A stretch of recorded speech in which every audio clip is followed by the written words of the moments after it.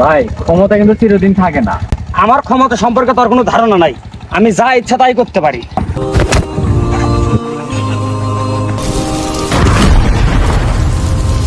আমি এই লাশ আমার জমির উপরে নিয়ে যেতে দেবো না, আপনারা অন্য জমির উপরে নিয়ে যান।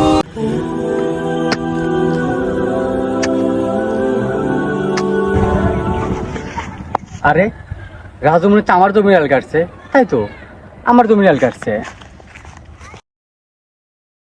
এই রাজু ভাই, এই রাজু ভাই, দাঁড়াও দাঁড়াও। কি হয়েছে কি? তুমি এই জমির আল কাটছো কেন ভাই? আমি এই জমির আল কাটছি কেন? তাকে তোর কাছে কৈফিয়ত দেওয়া লাগবো? অবশ্যই কৈফিয়ত দেওয়া লাগবে। প্রতি বছর এই জমির আল আমি বাদি, আর তুমি প্রতি বছর বছর কেটে নাও, এটা কি ঠিক? তুই আমার জমির উপরে আল বাদিস বারবার, এই কারণে তো আমি আল কেটে নিই। আমি তো তোমার জমির উপরে আল বাদি না, আমি তো আমার জমির উপরে আল বাদি। তোমার বিশ্বাস নইলে আমি নিয়ে এসে তুমি মেপে দেখো। আমি আমিন নিয়ে এসে মেপে দেখবো কেন? তোর আমিন নিয়ে এসে মাপার দরকার হলে তুই মেপে দেখ। আমি কিছুদিন আগে আমিন নিয়ে এসে মেপে দেখেছি, আমার 22 শতক জমির মধ্যে 1 শতক জমি নাই। তার মানে তুই বলতে চাচ্ছিস যে তোর 22 শতক জমি থেকে আমি 1 শতক জমি নিয়ে নিয়েছি? হ্যাঁ, তুমি তো নাও।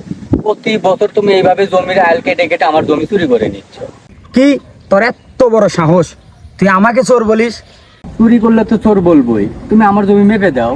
এই শোন, আমি কোনো জমি ফেরত দিতে পারবো না। তুই যা পারিস কর, যা এখান থেকে যা। ভাই তুমি কি ক্ষমতা দেখাচ্ছ? হ্যাঁ, আমি ক্ষমতা দেখাচ্ছি। তুই যা পারিস কর, যা এখান থেকে যা। ভাই ক্ষমতা কিন্তু চিরদিন থাকে না।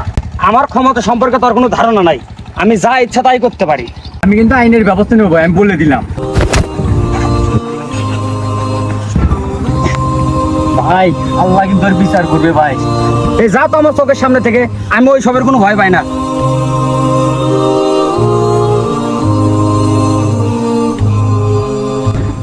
লতিফ ভাই, ভাই বাসায় আছেন?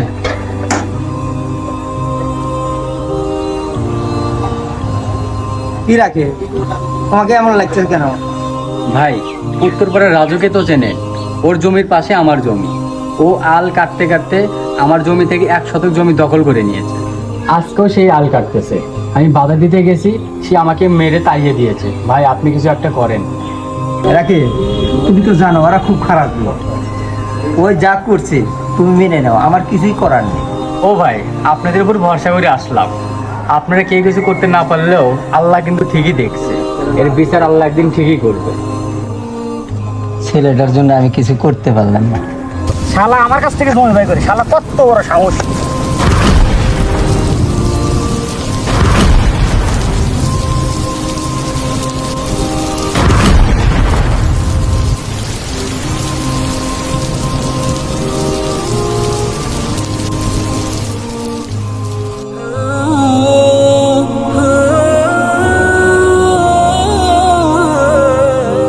এ ভাই দাঁড়ান দাঁড়ান দাঁড়ান। দাঁড়াবো কেন ভাই? আর আপনি এভাবে পথ আটকে দাঁড়িয়ে আছেন কেন ভাই? আমি এই লাশ আমার জমির উপরে নিয়ে যেতে দেবো না, আপনারা অন্য জমির উপরে নিয়ে যান। ভাই আপনি তো খুব নিষ্ঠুর মানুষ।